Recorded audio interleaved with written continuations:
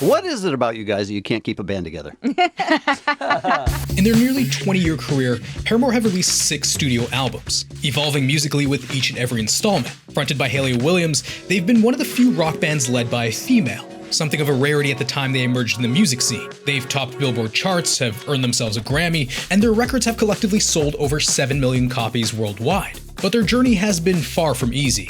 They've navigated numerous lineup changes, legal battles, personal struggles, inter-band relationships, and more, while continuing to outdo themselves after every obstacle. For Paramore, every album has been a fight to keep the band alive. Let's take a look at why.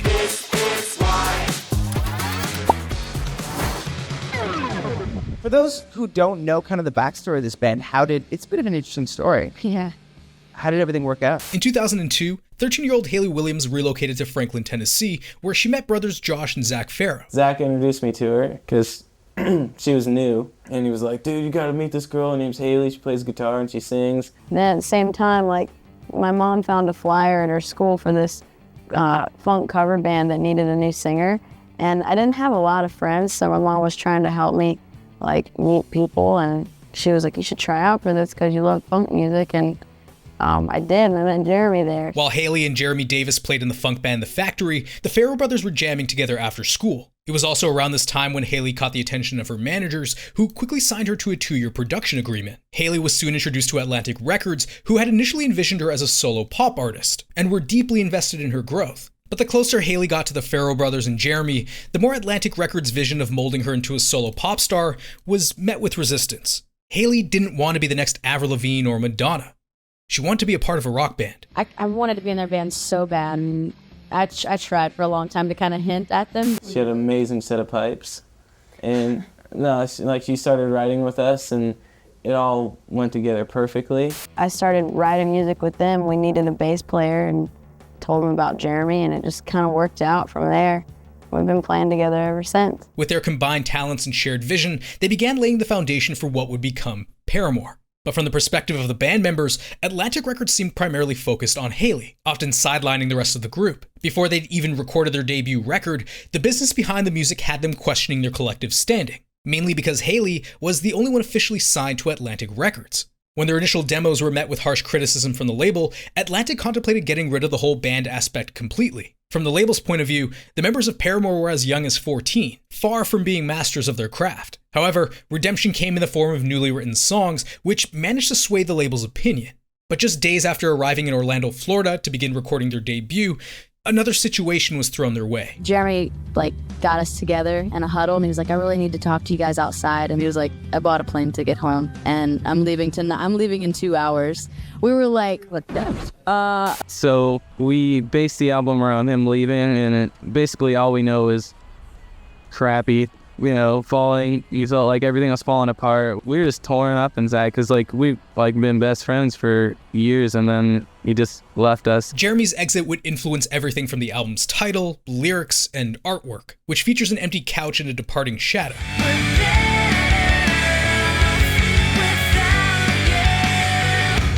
Recorded in a tight span of just 3 weeks, All We Know Is Falling is often viewed less favorably than their later works. It's a great reflection of mid-2000s pop punk, but it was Hayley's mature vocals that truly stood out. Even with Jeremy's departure, the band persevered. A replacement bassist stepped in as they embarked on their 2005 Warped Tour. However, within a few months, Jeremy wanted back into the band. After family and girlfriend or whatever was pulling me home, and basically it was a dumb decision, but I left, and it was it was super hard on me, and then hard on these guys. I still remember when I first told him, Josh, took off. He's he was so pissed. I was like, Yeah. It was the saddest thing, dude. It was the saddest thing ever, but Yeah, we were first record about it. But now he's back, and everything's cool. Jeremy was back, but everything was certainly not cool. Before heading back into the studio for their follow-up record, Jeremy left the band again. But this time, he was ejected due to worsening habits and a lack of work ethic. So it would mainly be Hayley and the Farro brothers when recording their sophomore record, Riot.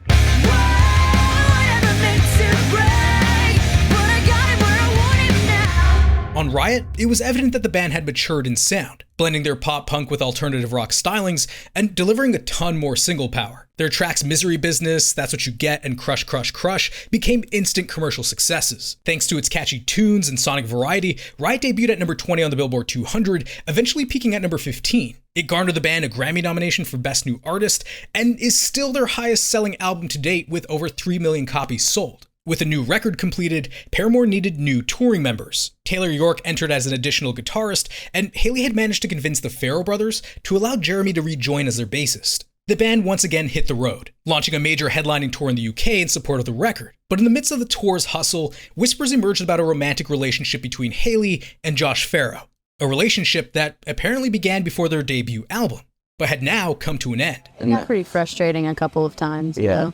But that's okay, it's good. People butt heads, but yeah. Really? Me and Josh, we fought a lot. A lot. We were told that their relationship would interfere with the music, but it was later revealed that one of the reasons the relationship ended was that Hayley had cheated on Josh with Chad Gilbert of the band New Found Glory. Combined with the media's increasing spotlight on Hayley, tensions within Paramore grew. So many times there's issues between the guys in the band and the singers, because the singer is the focal point of the band at this point. Yeah, it's, I guess I do get a lot of attention because I'm a singer, but also because I'm a girl, and it's like, a lot of times it's like, Hayley, Hayley, Hayley, and I think it bugs me more than it does the guys. They're really good about it, and, for the most part, like, I try to make sure that I'm always a part of them, like, in everything that we do, even if it's, interviews by myself, like, try to make sure that people understand it's a band. But, like, Hayley is probably the best, like, lead singer to have, because she's so humble, and she wants to include the band in everything, and she's not like, it is all about me. The only way it would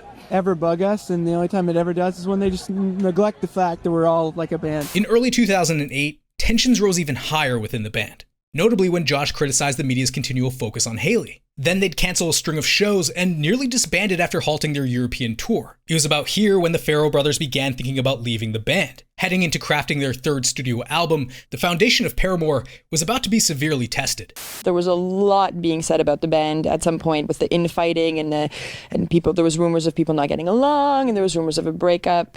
What was going on there? Okay. We went all the way from Europe, back home, and people thought that was like a drastic, crazy thing.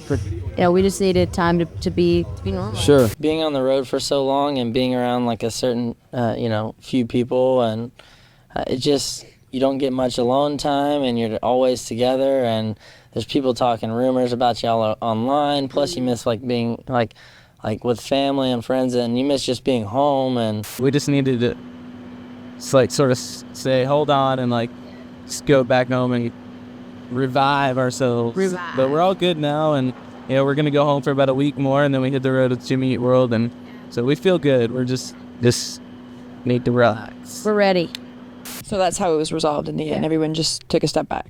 Yeah, totally. And the writing of the new record was extremely cathartic and extremely I don't know. It was eye-opening and mind-opening, and it was good for us. Paramore's third album, Brand New Eyes, could definitely be seen as something of a cathartic release for the band. The tracklist reflects on a lot of the introspection, tension, and resolution that the band was going through during this time.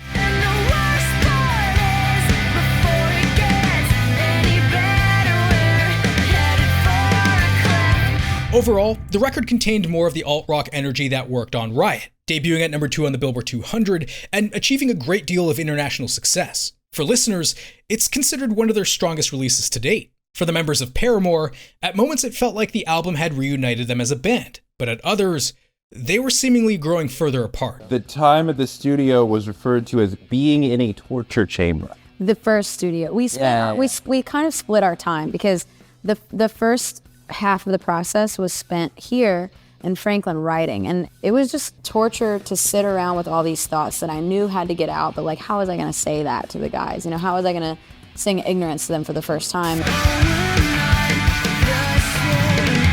Suddenly, the band's dynamics splintered, which made touring difficult since they couldn't agree on anything. This year, Josh took time away from the tour to plan his wedding. Yeah. You don't need to leave your job to plan a wedding. So what's really going on there? I don't really know, because I kind of thought like, okay, yeah, He doesn't really wholly have to explain that. In December 2010, Paramore shared a blog post on their official site revealing that Josh and Zach Farro were leaving the band. While fans had anticipated a breakup, Hayley, Jeremy, and Taylor assured everyone that the band would continue as a trio. Pretty much just said their heart wasn't in it anymore, and you know what? Good for them. Right. Look, I mean, I would rather them go and be where they're supposed to be and where they can be happy all the time than... We've noticed that they weren't happy, and that sucks. I mean, it sucks to be in a family or in a marriage where you see someone that's, either hurting or they're just not having fun, or I don't know, it sucked. But just days after Paramore's official statement, the Farro brothers made a blog post of their own. They shared a bit about the band's history, explaining how, in their view, Hayley became the focus due to her manager and parents' ambitions. They shared examples of having disagreements about lyrics, how the band was represented, and being left out during contract talks, pointing out that Hayley was the only member signed to Atlantic. Is that true? Yeah, well, when I was 14, I was offered a contract, but my heart wasn't to be a solo artist. My heart was to be in a band. I mean, since I can remember being a kid, I've always just wanted to be in a band. I didn't even want to be the singer. I wanted to be the drummer so I could be behind everything, And that's what I fought for, and that's what we've made it. And that's why it seemed so irrelevant that everything was being pointed out. And to me, it doesn't matter if there's a name on a contract. I hate business. It's the last thing I ever want to talk about. And so when that was brought up in the blog, I just felt like fans shouldn't care or need to hear about this stuff, because all that does is get in the way of music. And that's all the remaining members of Paramore wanted to do.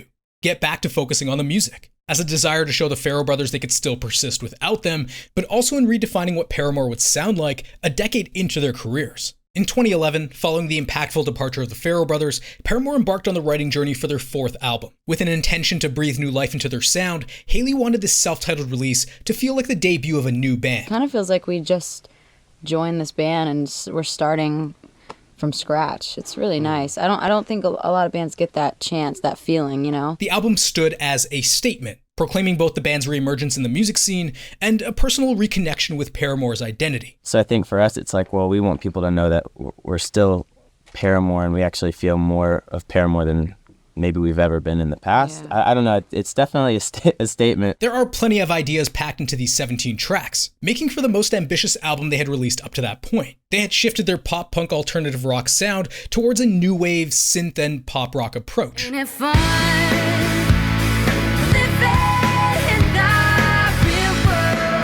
This self-titled record debuted at #1 on the Billboard 200, making it their first album to do so. And the single Ain't It Fun won Best Rock Song at the 57th Annual Grammy Awards and became their highest charting US single. The album, along with its subsequent tour, had become a very personal and hugely triumphant journey for Paramore. I'm not totally angry, I'm not all that angry anymore.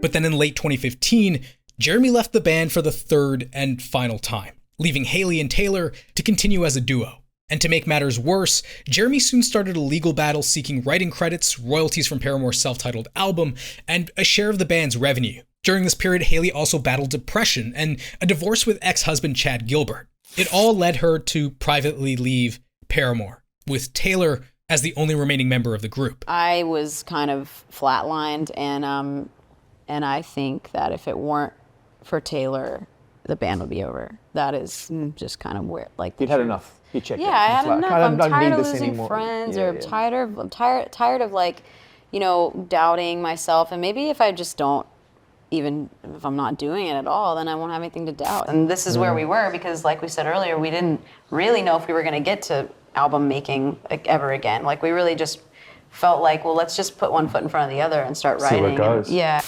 When we went into this record, it was just Hayley and I, and it was kind of this,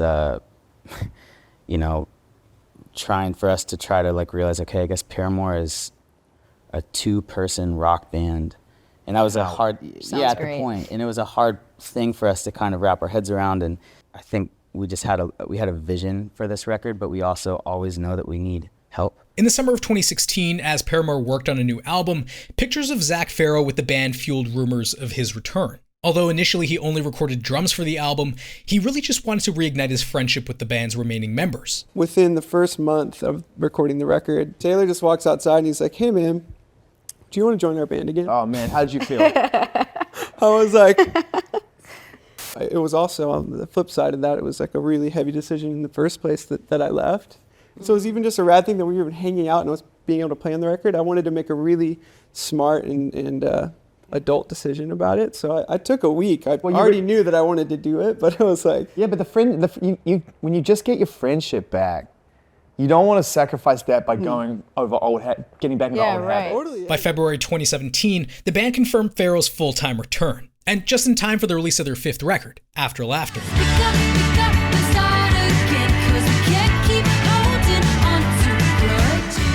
The year 2017 heralded a fresh chapter for Paramore, both musically and personally. Taylor had single-handedly saved music, and after ongoing legal disputes over song rights and earnings, a settlement was finally reached with Jeremy. By chance, the band was even able to make peace with Josh Farro during this time. I mean, Taylor and I actually got to experience that moment together because we were at the coffee shop talking, about whether we were going to stay in this band or not. When we saw Josh. And no way. Yeah. At that time. Yeah. I think you rarely get to experience real full circle redemption in your lifetime, but on your own, like in your own kind of solitude. But I think to be able to share that moment, with Taylor and this thing that happened that really affected both of our lives and affected Zach's life too, and kind of have closure was so great. Huge, yeah. Old wounds had been healed, and the emotional depth of this reunion is mirrored in After Laughter.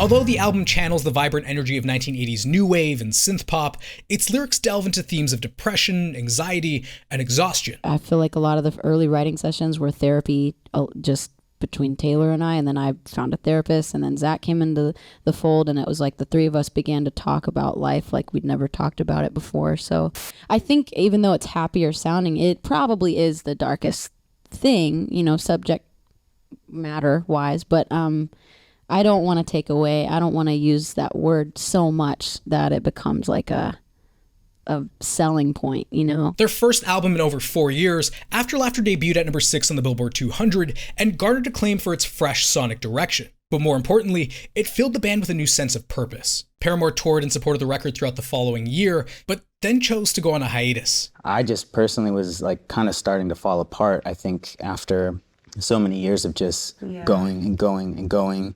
And then you take a couple months off, and then you start writing and you do the whole thing over again. And so I pretty much went to Zach and Hayley and was like, I need some time. And it was so amazing because they were both so gracious and empathetic towards me. But I was kind of like, well, I just joined the band again. I want to keep going, Yeah. I was off, my tank was full, Hayley used this time to craft her first solo projects with some assistance from her bandmates. Zach Farro continued his ongoing project Half Noise, releasing an EP and 2 albums. And before we knew it, Paramore were entering the studio and hinting at a return to a more guitar-driven sound for their 6th album, This Is Why. This is why. Debuting at number 2 on the Billboard 200, the band's first release in over 5 years doesn't just celebrate their punk rock roots, but showcases an impressive evolution. Drawing heavily from post-punk and dance-punk influences, This Is Why is yet another fresh direction for the band, and arguably their most rhythmically infectious album to date.